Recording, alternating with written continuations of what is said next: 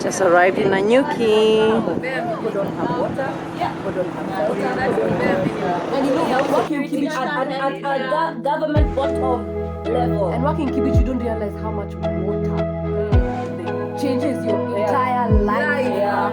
Maji, at the place of food. Maji.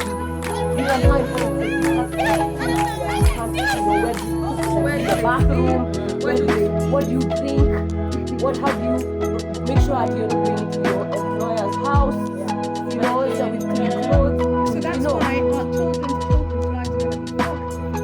Okay, there's another solution. water the most. There's another part. There's another thing about using it. too much water. Food. We need food, and yet we need rain to have food. This is So the we're thing. gonna be. I feel like this Please is what watch I feel. home. Please watch home. This is what I feel. The documentary. That the biggest solution will be actually community. I think if you are able to just understand that these are 1,000 acres. Yes, it's mine, but it's also ours. We can share it.